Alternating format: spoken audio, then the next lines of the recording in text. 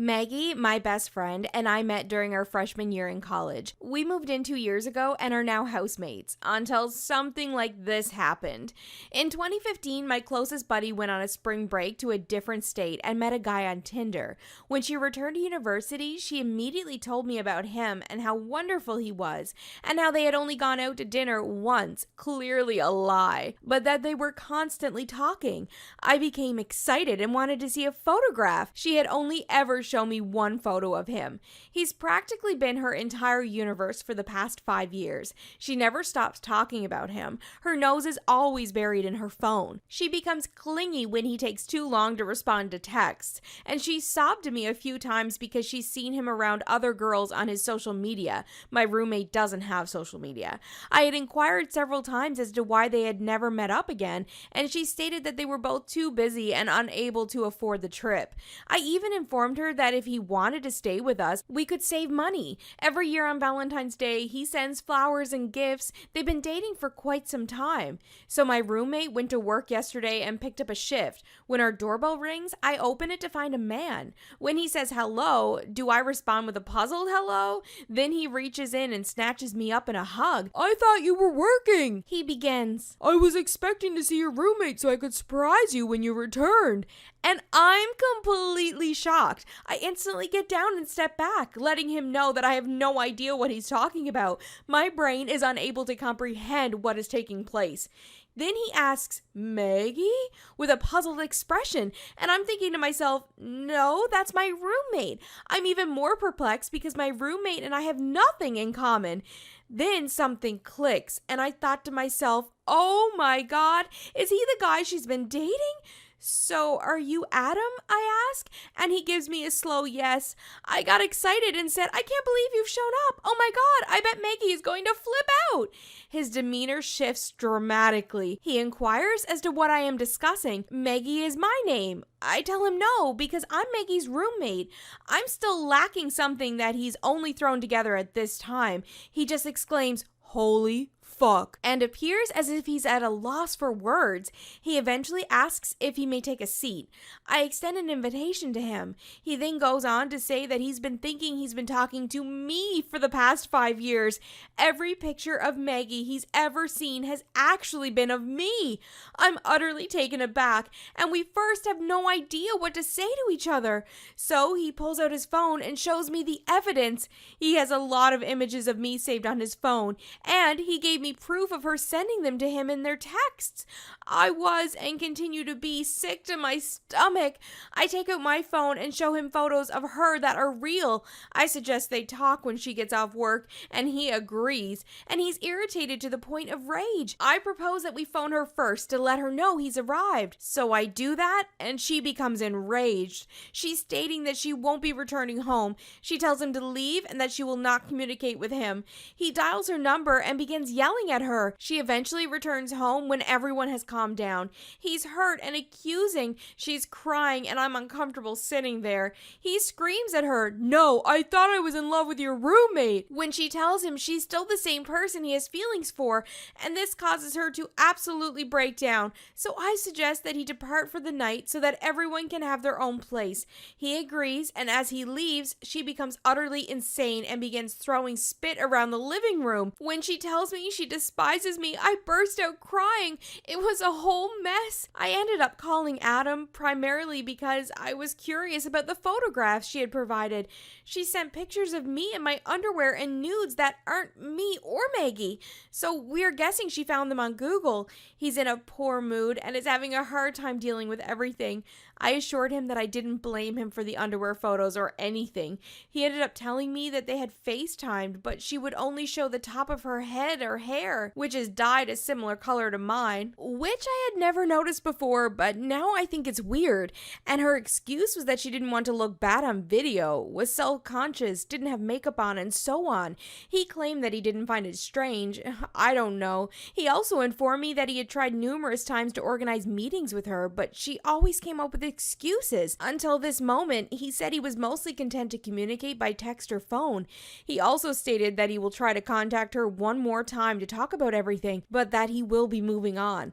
As for me, I'm not sure I'll be able to break my lease just yet, so I'm going to move out and in with a buddy till my lease is up. When I returned to my apartment, we spoke briefly, and she have apologized, but she remains nasty and defensive, so I'm going to give her some breathing room. I pity her, but I don't think our friendship will be able to survive this ordeal. Anyway, this has been a load of nonsense, and I'm sure I would be okay now. Am I the asshole for kicking my friend off of our vacation for making a joke about my boyfriend?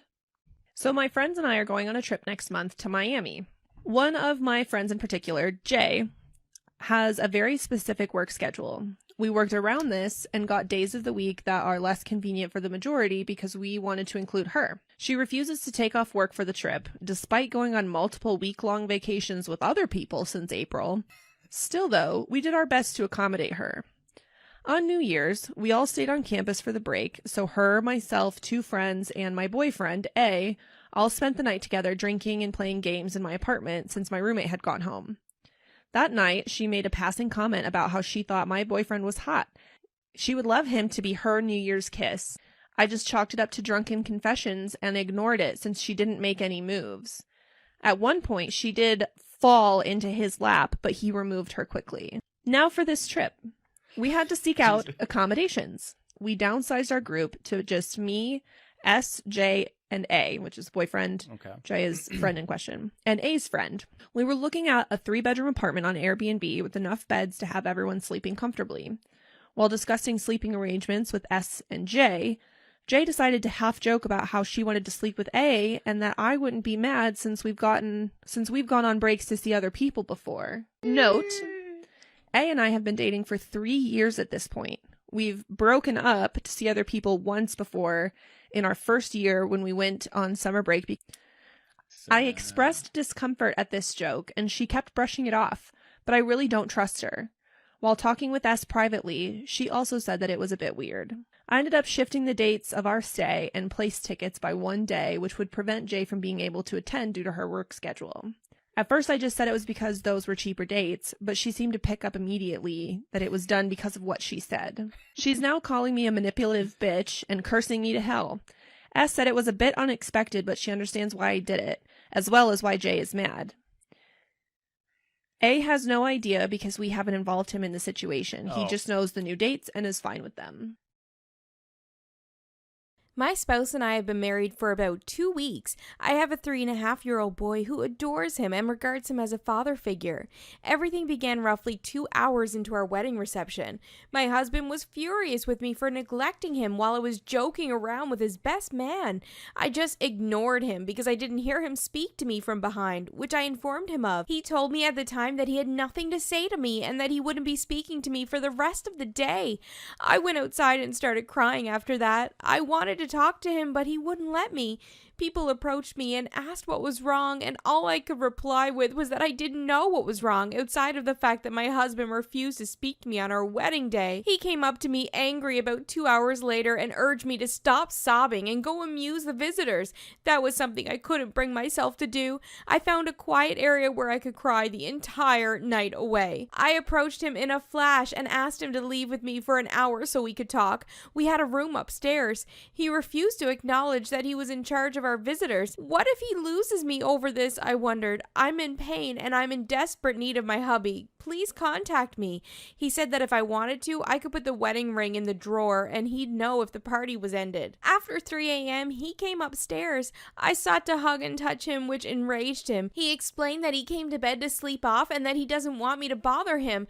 I tried to hug him 2 more times, but he pushed me away politely. He then walked downstairs to drink with his mates. What matters is that there was never a romantic or sexual relationship between me and his best man. He stated that I had insulted him at the time by failing to listen to him and that this was the basis for his words and actions. It's been 2 weeks since the worst day of my life occurred. I attempted to speak with him about it, but he refused. I'm sorry. Now can we finish this conversation? He apologized. When I cried, he became enraged and told me that I didn't have a reason to cry. He told me yesterday that he doesn't care about me. That he doesn't need to comfort me when I cry or to be with me when I'm sad because I ruined it with my incessant desire to talk about that night and our feelings. He stood up and assured me that he loves me and that he will protect me from anything unpleasant that comes my way. I melted in his arms as he hugged me. He kissed me on the forehead and looked me in the eyes. His face lit up with the warm smile I remembered from 2 weeks ago. I was at ease. After that, he took a step back and inquired, "Do you like it? Is that what you were expecting?" In a moment, his facial expression shifted. My heart shattered. How did I do? But I cried silently. I informed him that it was his decision and that I could stay as his wife for the sake of my son and financial considerations.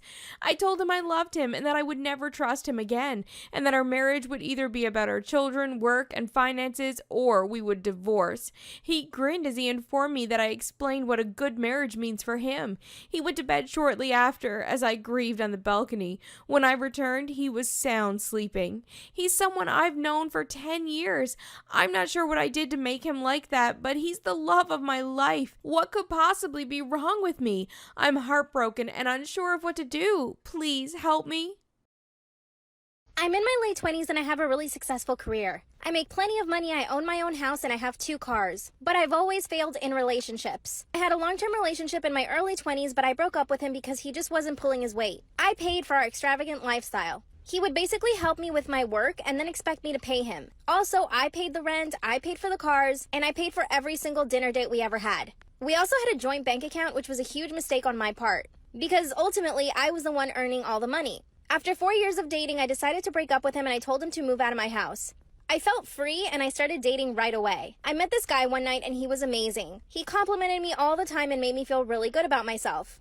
But here's the problem, I tend to fall in love really easily. After that night, that guy and I would talk every single day. He would come over to my place and we would have dinner, but the good thing about this guy was that he had his own money and he was pretty wealthy.